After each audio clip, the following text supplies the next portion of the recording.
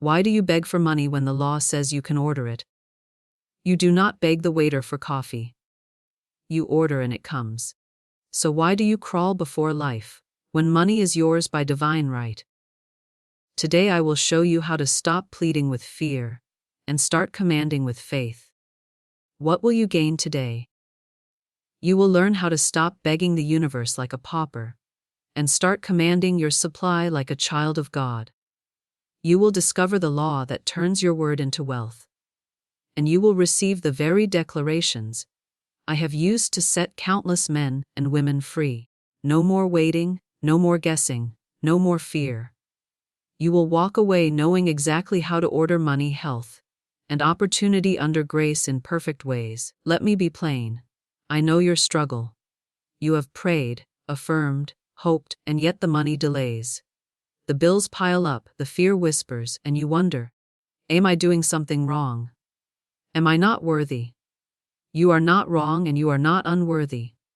You have simply been begging when the law demands ordering. This is the mistake of millions. They treat God as a stranger to be convinced instead of a father who waits to give. I will show you why your begging has failed and how your commanding will succeed. And once you see it, you will never go back. In this message, I will lay before you the law of ordering your supply. First, I will show you why begging blocks your good and how fear is inverted faith. Then, I will reveal the simple spoken word that breaks open the storehouse of heaven. You will hear stories of men and women who shifted from pleading to declaring and saw money rush in, debts vanish, opportunities fall like ripe fruit into their hands. And before we finish, I will give you the exact affirmations to speak each morning. Words that turn your day into a magnet for money, just as surely as your order brings your coffee to the table. Stay with me, for I promise before the end of this teaching, you will know how to stop begging forever and how to command your riches by divine right. Do you see the trap most people fall into?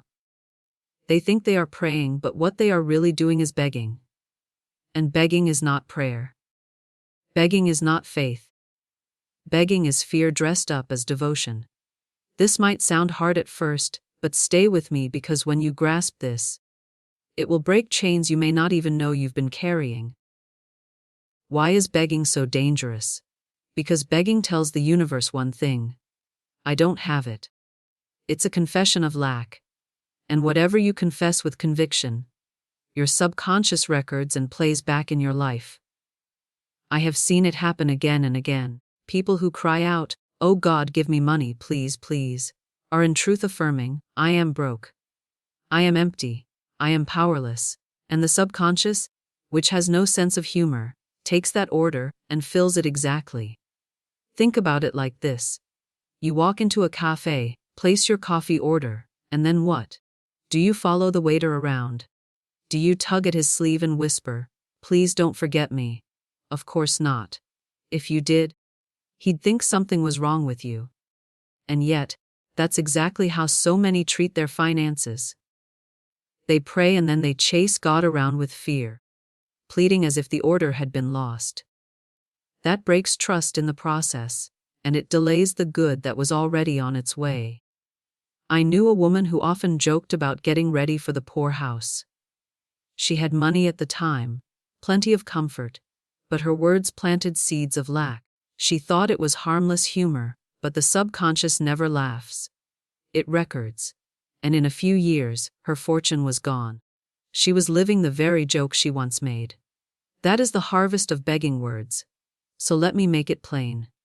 Begging is inverted faith. Fear is faith turned upside down. It is faith in evil instead of good. Jesus said, "Why are you fearful, O ye of little faith?" When you beg, you are not believing in abundance. You are believing in absence. And what you believe in, you draw to yourself. Now I ask you, have you been ordering? Or have you been begging? When you say, "I hope I can pay this bill. I don't know how I'll make it," that is begging. When you say, "Money always finds me. My supply comes from God and it never fails," that is ordering. And the difference is life and death. Here is where everything begins to turn. Begging is the language of fear, but ordering is the language of faith. And when you learn to order, you are no longer at the mercy of appearances. You are no longer the slave of chance. You are no longer hoping and doubting and waiting with trembling hands.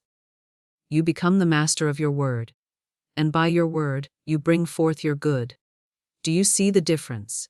When you beg, you are saying, I don't have. But when you order, you are saying, it is mine already, and it comes quickly under grace in perfect ways. That is faith in action. And faith is the only coin heaven accepts.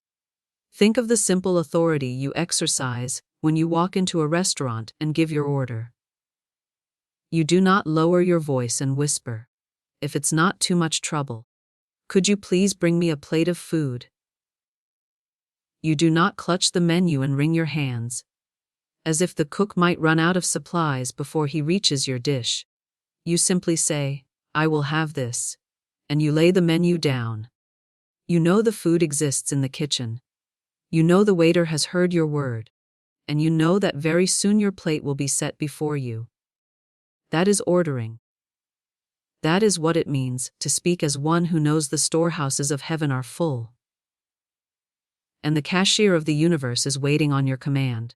Let me tell you the story of a woman who came to me in despair. She was facing a lawsuit of $3,000.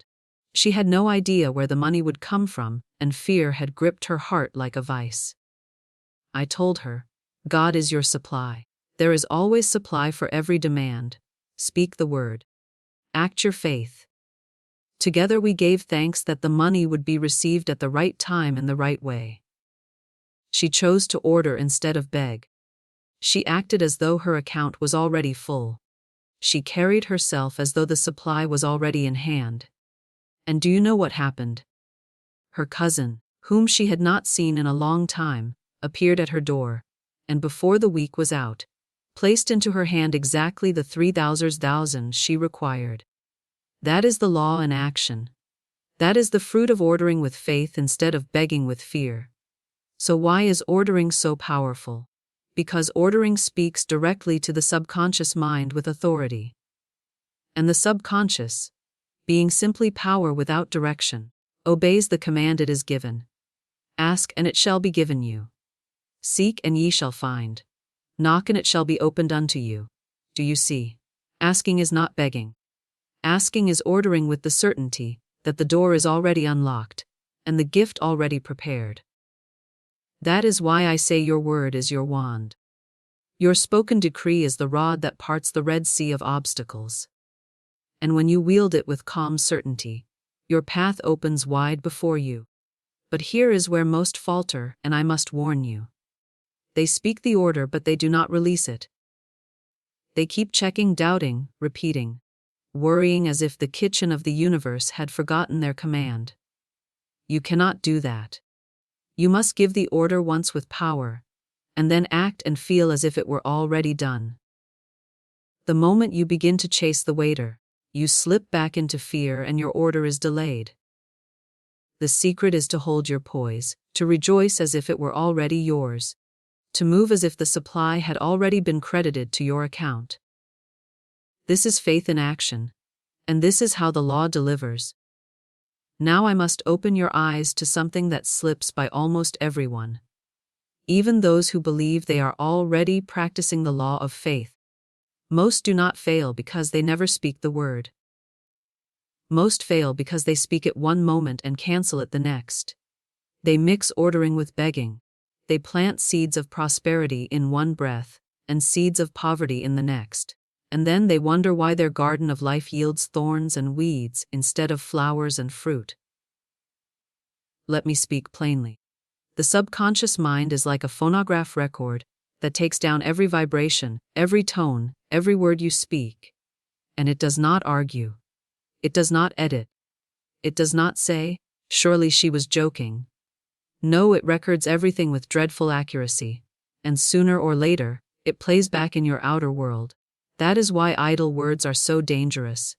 You may think you are safe when you laugh and say, I'm broke as always. Or when you sigh, nothing ever works out for me. But the law is no respecter of persons. The subconscious hears and obeys. I have known people who joked themselves into misery. One woman I knew was wealthy, surrounded by all the comforts of life. But she could not resist saying over and over again, half laughing, half serious, "I'm getting ready for the poorhouse." She thought she was being clever. She thought it was harmless banter. But words are seeds, and seeds must bear fruit. In a few short years, her fortune was gone, her comfort vanished, and she stood at the very edge of destitution. She had walked into the poor house she built with her own tongue. Another woman, tired of the endless duties of managing her home, used to sigh and say again and again, "I wish I lived in a trunk." She spoke it so often that the picture took root in her subconscious. And what was the harvest? Years later, stripped of all comfort, she found herself living out of a trunk. The very image her words had carved into her fate. Do you see now why I tell you that words are never idle? Every word spoken is an order sent to the subconscious kitchen of life, and sooner or later it will be served. This is the reason why so many think the law does not work for them. They say the affirmations, they try the decrees, they even hold moments of faith, but then they let slip a careless phrase, a fearful doubt, a bitter complaint. And in that moment, they have uprooted the seed they planted. They have written a new order that contradicts the old one. And the subconscious, being faithful but not discerning, delivers exactly what it was last told. That is why Jesus said, "By your words you are justified, and by your words you are condemned." Your words either crown you or crucify you. There is no middle ground. So I ask you, how many times have you prayed for money, and then turned around and said to a friend, "I never have enough"? How many times have you affirmed health in the morning, only to complain of sickness by night? How many times have you declared love and joy, but then given voice to resentment, jealousy, or fear? If you see yourself in this mirror, do not despair. The recognition is your salvation. For the moment you see it, you can change it. You can choose to smash the old records, to stop planting weeds, and to keep your order pure and clean. This is the turning point. And I want you to feel the weight of it. Because until you truly grasp the power of your own tongue, you will keep stumbling between begging and ordering. You will keep half planting gardens and half pulling them up. And you will wonder why your harvest never matches your hope. Let me tell you plainly, your word is not a small thing. It is not a mere sound lost in the air. It is not idle chatter that fades into silence. No, your word is vibration. It is energy. It is the very spark that sets creation in motion. The Bible says, "Death and life are in the power of the tongue."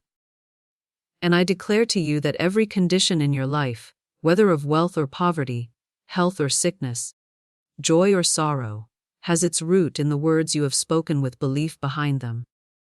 You may think you are bound by circumstances, by employers, by governments, by the opinions of others. But what truly binds or frees you is your own tongue. Imagine a phonograph record being cut by a singer's voice. Every note, every tremor, even every cough is etched into the wax. Later, when the record plays, every detail returns faithful to the smallest sound. Your subconscious mind is that record. It does not argue. It does not interpret. It does not say, "Surely he did not mean it." It takes every word as law, and it plays it back into your body and affairs with astonishing accuracy. That is why people who continually declare, "I am tired, I am sick, I am broke," find themselves exactly that, no matter how hard they work. No matter how desperately they hope for something else, the subconscious has received its command. And like a loyal but blind servant, it carries it out. Do you see now why I say your word is your wand? Every phrase is a command. Every utterance a decree, whether you know it or not. And here is the good news. If words have the power to condemn you, then words have the power to justify you. If you have spoken yourself into poverty, you can speak yourself into riches. If you have spoken yourself into sickness, you can speak yourself into health. If you have spoken yourself into loneliness, you can speak yourself into love. The law does not change. It responds with equal obedience to every order. So, how do you begin to wield this creative power? First, by becoming conscious of every word you speak. You must treat words as sacred because they are. You must stop throwing them about carelessly. Stop joking about poverty. Stop complaining about lack. Stop declaring failure as if it were your identity. Second, you must deliberately plant the words you desire to see made flesh. When you rise in the morning, declare, I am linked with an endless golden stream of prosperity. When you walk into your work, say, I have a magical work in a magical way. I give magical service for magical pay. When you feel fear press against your chest, answer it with the word, I am fearless. I am supplied. I am safe in God's abundance. Speak them aloud with conviction, as though you were stamping them onto the record of your subconscious, because that is exactly what you are doing. Now that you see how every word you speak is a seed that must return to you in harvest, I want to put into your hands the very words that carry the vibration of wealth. Words that act as golden keys to open the storehouses of heaven. Words that summon supply from the unseen into the seen. I tell you, these affirmations are not empty poetry or pretty phrases meant to soothe the ear. They are commands written in the language the subconscious understands. They are decrees that strike the hidden law like a hammer upon a bell, setting in motion vibrations that travel outward until they draw to you people, opportunities and channels through which your good rushes in. When you speak them, speak not as a beggar reciting a wish, but as a king issuing a command, as one who knows that his word cannot return void, but must accomplish that whereunto it is sent. Let me give you an example of such a decree. I am linked with an endless golden stream of prosperity, which comes to me under grace in perfect ways. Do you hear the strength in that?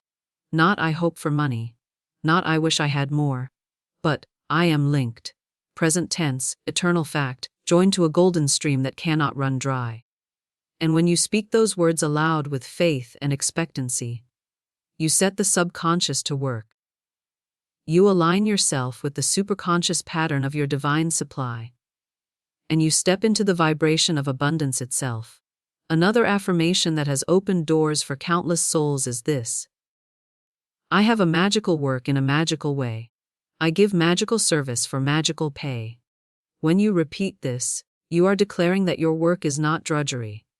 Your service is not toil. Your pay is not limited by man. You are announcing that everything you put your hand to is touched with divine magic, that your service is valuable, joyful, and rewarded beyond expectation. I remember a woman who came to me with only 2,000 to her name. Most would have clutched those 2,000 fear, but I told her, bless them. See them as the seed of endless supply. Speak the word that your purse is never empty. That as money goes out, it returns multiplied. Together, we affirmed, my purse is a magic purse of the spirit. It can never be depleted. As money goes out, money rushes back in under grace in perfect ways. She felt the power of that decree so strongly that she even gave me one of her dollars as a love offering, and I accepted it, for I dared not see lack for her when she had chosen to see abundance. Soon after, she was given a gift of 6,000. That is the fruit of fearless faith expressed in affirmation. Do not underestimate the imagery of these words. When you say, I see my purse crammed, jammed with bills and checks, bulging with abundance, the subconscious cannot help but picture it. And once the picture is impressed, it begins to outpicture. It is not about straining to visualize. It is about letting the words themselves carry the image into your mind. Words like crammed and jammed are rich with substance, and they impress the subconscious quickly and deeply. So here is what I would have you do. Choose 2 or 3 affirmations that strike your heart with power, that stir your imagination, that awaken joy within you. Speak them aloud every morning as you rise, every night as you lie down, and in every moment when fear whispers at your door. Do not wait until you feel like it. Speak them until you feel them. Stamp them on your subconscious until they are more real to you than the bills on your table or the empty purse in your hand. And as you persist, the vibration will shift, doors will open, channels will clear, and money will appear in ways you could never have planned. For God's methods are ingenious, and His supply is endless. Now let me take you deeper, because it is one thing to speak a decree, and another thing to live, as though that decree is already fulfilled, and this is where most people stumble. This is the thin line between affirmation as mere words and affirmation as creative law. You see, the subconscious mind does not only listen to the words you speak. It listens to the way you walk, the way you act, the way you hold yourself when appearances scream the opposite of what you are declaring. If your words say, "I am prosperous," but your actions say, "I am afraid, I must shrink, I must hoard, I must prepare for lack," then the subconscious is receiving two contradictory commands. And the one backed with the most conviction will always prevail. That is why I tell you that faith must be acted out in the small details of life. Because when you act as if you already have what you have ordered, you are sending a clear, unwavering message to the subconscious that abundance is the only reality. And that message cannot fail to bear fruit. I recall the case of a woman who faced a lawsuit of 3,000 Ausnard. She had no idea where the money could come from, and fear pressed on her like a storm cloud. I told her, act as though you already have it, order a fine lunch, carry yourself with poise. Spend the day in joy instead of worry, because every act of faith is a signal to the universe that you expect your supply. She did as I instructed, and within days a relative appeared and announced, with the exact amount she required. Now I ask you, was it the lunch that brought the money? Was it the outward gesture itself? No, it was the faith behind the act. The unshaken conviction that she was not a beggar in a universe of shortage, but a child of God in a universe of endless supply. That one act of faith lined up her subconscious with her decree, and the law fulfilled it swiftly. This principle is seen throughout the scriptures. The prophet Elisha told the kings who thirsted in the desert, "Make this valley full of ditches." There was no rain in sight, no cloud in the sky, no natural reason to dig trenches. Yet they obeyed. They acted their faith. And the next morning the valley was overflowing with water. Their ditches were filled because they had dared to prepare for a supply unseen. And so it is with you. You must dig your ditches in advance. Buy the blanket when you have no apartment. Set the table when you have no meal. Speak as though the bill is already paid. And then walk through your day with the calm certainty of one who knows the check is already written and on its way. I knew a student who desperately needed a new home. Apartments were scarce and everyone told her it was impossible. She almost gave in to doubt, but instead she decided to dig her ditches by buying new blankets as though the apartment were already hers. Friends mocked her and said, "Why waste money on blankets you may never use?"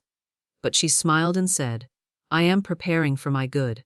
And do you know what happened? Not long after, she was given an apartment in a miraculous way, and the blankets she had purchased were spread upon her bed. That is the law in operation. But let me be clear. Acting in faith is not reckless spending. It is not forcing your will. It is not throwing yourself into foolish risk. It is obedience to the quiet voice of intuition that tells you the next step. It is the small act that seems unreasonable to the reasoning mind, but rings with certainty in your spirit. Now I ask you to consider where in your life have you been speaking faith but acting fear? Where have you been declaring abundance while moving as if lack still ruled you? Each of those actions contradicts the decree of prosperity, and each tells the subconscious, "I do not really believe." If you want to turn the tide, begin today to act your faith in small, practical ways. Speak the word. Then move as though it is already so. Buy the blanket, set the table, order the lunch, dig the ditch. Do the thing that proves to your own subconscious that you trust the law, and the law will not fail you. Now I must show you one of the most merciful workings of divine law. A safeguard that prevents you from trapping yourself in the wrong place with the wrong people, or in the wrong form of supply. For even when your words are powerful, and your faith is sincere, sometimes the thing you think you want is not truly yours. It is not your divine portion. It does not belong to you by right of consciousness. And if it were given to you, it would turn to ashes in your hands. This is where the law of substitution operates. It is the invisible hand of infinite intelligence that takes your mistaken order and transforms it into the right order, the one that matches your divine design. I tell you this law as your shield, for it ensures that even if your desire is narrow, short-sighted, or born of personal will, you will not be left with disappointment, but will receive the divine equivalent, which is always better than what you imagine. I recall the case of a woman who came to me with an urgent request. She was deeply in love with a man, and she begged me to speak the word that she might marry him. She believed he was the one. She thought her happiness depended on his affection, and she feared losing him above all else. I told her I could not speak such a word, for it would be a violation of spiritual law to fix her good to a specific person. Instead, I said, I will speak the word for the right man, the man who belongs to you by divine right. If this man is the right one, you cannot lose him. If he is not, you will receive his equivalent. She agreed, though reluctantly. Not long after, she found her feelings for the first man beginning to cool. His charm faded, and what had seemed irresistible now appeared less than satisfying. Soon she met another man who declared from the beginning that she was his ideal, and he spoke to her the very words she had always wished to hear. She married him and she was happy, and she said to me later that it was uncanny how perfectly he fit her vision. That is the law of substitution in action. You see, when you order from the universe, you do not always know what is best for you. You may think you need a particular job, a particular home, a particular person, but the higher law sees beyond your limited sight. It knows the end from the beginning. It knows the divine pattern of your life, and it will not let you settle for less than your true good. So if you order amiss, the law simply substitutes the right equivalent. This is why I tell you to speak in terms of divine right and under grace. Say, I desire the home that belongs to me by divine right. Say, I call forth the work that is mine under grace in perfect ways. Say, I am united with the partner who belongs to me in the divine design. And then trust the law to substitute if your limited desire is not in harmony with your true destiny. This law is not only a safeguard but a liberator, because it frees you from the paralysis of fear, the worry that you may make a mistake, the dread of choosing wrongly. Do you not see how much anxiety people waste in fearing that they will miss their chance, that they will ask for the wrong thing, that they will settle for less than they deserve? The law of substitution removes all such fear. You cannot lose what is yours by divine right, and you cannot hold what does not belong to you. So remember this, every time you speak the word, add the phrase, under grace in perfect ways, and, by divine right. These are the anchors that keep your order in line with the law of substitution. They guarantee that even if you ask for less, you will receive more. And even if you reach for the wrong thing, the right thing will be placed in your hands. Now we enter into a realm that is both subtle and powerful, the realm of the imagination. And I must speak slowly here, so you truly feel the depth of what I am about to say. For imagination is not the harmless daydreaming faculty that most suppose. It is the very scissors of the mind cutting out the patterns that your life must inevitably follow. And unless you learn to direct it, unless you learn to discipline it, It will cut shapes of lack and fear, as easily as it will cut shapes of wealth and joy. Many people suffer not because they lack faith in words, but because they let their imagination run wild with pictures of disaster, of sickness, of bills unpaid, of doors closed, of opportunities missed. And then they wonder why those very conditions show up in their world. The answer is simple. Their imagination has been busy cutting the patterns, and the law has been faithfully producing the garments, according to the design. I have seen men literally worry themselves into disease, picturing their bodies breaking down, until the subconscious obeyed, and the body followed suit. I have known women who imagined betrayal so often that their partners eventually played the part exactly as cast. I once knew a man who lived in terror of a rare disease. He read about it, he spoke of it, and above all, he pictured it. He told himself again and again that he must guard against it. And with every mental rehearsal, he deepened the pattern. And in time, his very body manifested the disease he feared most. This is why I say you must be vigilant, because every mental picture is a prophecy, and every daydream is a seed that seeks fulfillment. But here is the glorious truth. The same imagination that cuts patterns of sickness and lack can, when trained, cut patterns of health, of wealth, of joy, of every good thing you desire, and the law will just as faithfully bring these into form. So the question becomes, what blueprints are you handing to your subconscious each day? Are you cutting ragged garments of worry, garments of poverty, garments of despair? Or are you cutting robes of splendor woven with gold threads of abundance? Let me give you a picture. Imagine a tailor with scissors in hand cutting fabric for a suit. If the pattern is wrong, the suit will not fit. No matter how fine the cloth, no matter how skilled the tailor. The imagination is that pair of scissors. The subconscious is the tailor. The conditions of your life are the garments. And the fabric is infinite. There is no limit to the supply of material. If you hand over a pattern of fear, the tailor will cut and sew according to that shape, and you will wear it whether you like it or not. But if you hand over a pattern of faith, of wealth, of joy, then the tailor will craft garments that fit perfectly, garments that drape you in prosperity and health. So I ask you now, what have you been picturing in your quiet moments? Do you imagine yourself struggling, or do you imagine yourself supplied? Do you picture your bills piling up, or do you see them stamped, paid in full? Do you replay scenes of rejection?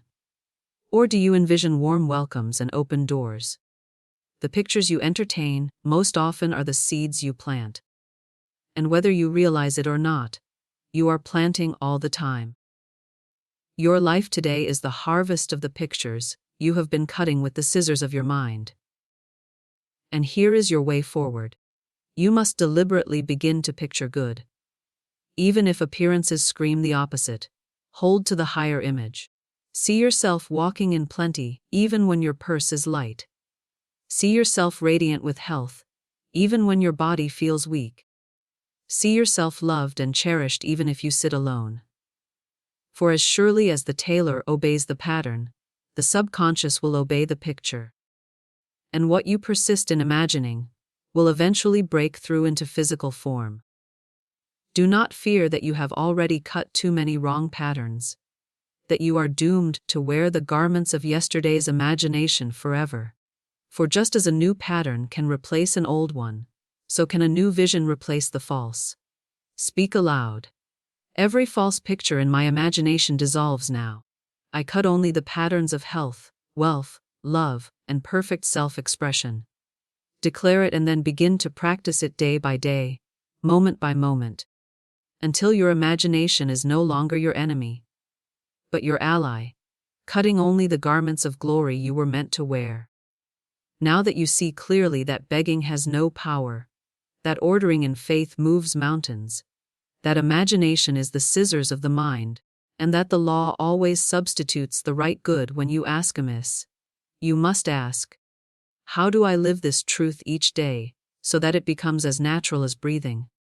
The answer is found in practice, steady daily practice. Because just as you would not expect to be nourished for life by a single meal, so you must not expect to be carried by one declaration, spoken once in a moment of desperation. No, you must make the spoken word the rhythm of your life. The way you begin your day sets the tone for everything that follows. If you rise in fear, checking bills, replaying worries, planting seeds of doubt, then your day will unfold in that vibration. But if you rise in power, speaking declarations of abundance, commanding supply as calmly as you order your morning coffee, then the hours ahead will align themselves with that vibration. So here is how you begin. The moment your eyes open, before you touch your phone, before you look at the news, before you let the race thought of the world invade your mind, you declare aloud, God is my instant and endless supply. Large sums of money come to me quickly and easily under grace in perfect ways. My day is filled with opportunity. My path is cleared before me. My good comes to me now. Do not mumble these words as a ritual. Speak them with poise, with calm assurance, with the rhythm of one who knows the order is placed and the supply cannot fail to arrive. Feel the vibration of those words. Let them settle into your chest. Let them ring in your bones. Speak them as a king issuing a decree, as a queen commanding her household, not as a pauper whispering a wish. Then add this. Every door that is mine swings open today. Every channel that is mine flows today. No man can shut what God has opened. No fear can block what is mine by divine right. This is a day of miracles and I walk in them with joy. When you speak like this, you are not only preparing your mind, but you are aligning your whole being with the unseen forces that move events. You are cutting the pattern of the day with the scissors of imagination, and the tailor of the subconscious will stitch it together faithfully. Throughout your day, act as one who is already supplied. If your words say, I am prosperous, but your actions say, I am afraid, then the subconscious receives mixed signals. Carry yourself with poise. Order a meal with joy instead of anxiety. Give generously when intuition prompts you. Dress with dignity, not with fear. Walk with your head high, not with your shoulders bowed. These small acts are signals, messages to your subconscious that you are prosperous now, that you believe your order is filled. And the law, faithful as ever, will confirm your belief with demonstration.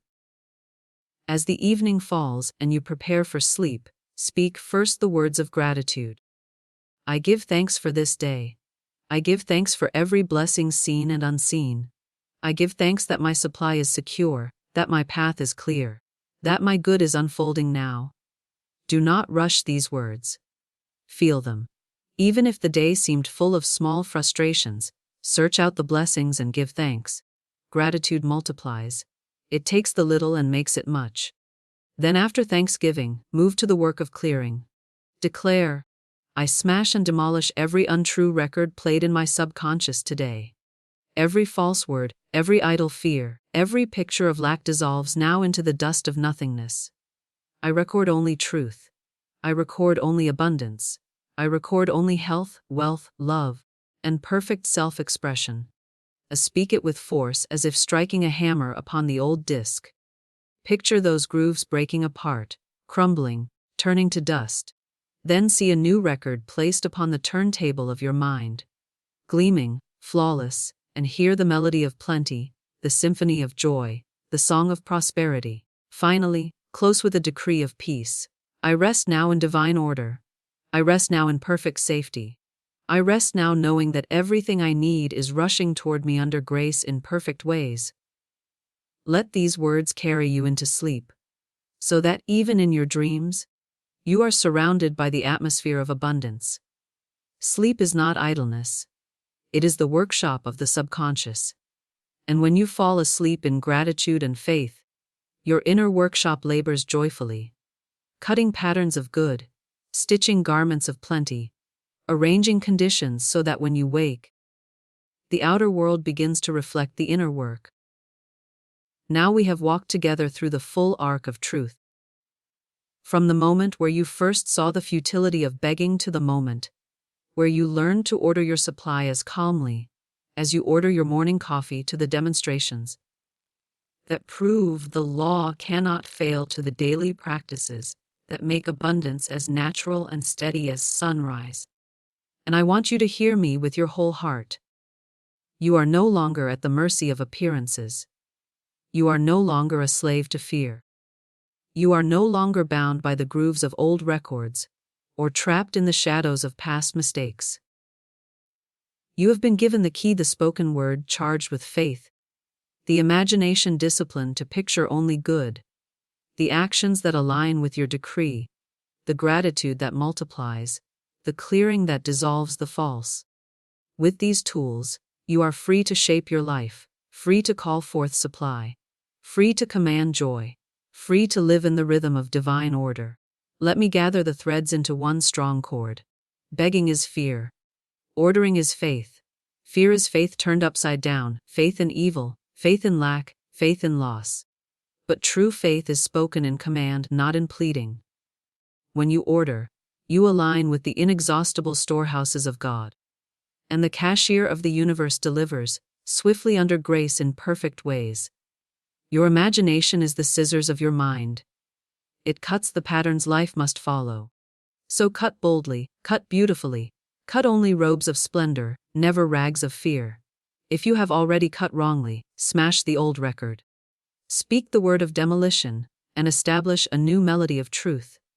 And do not forget the law of substitution, that merciful safeguard that ensures you can never lose your true good.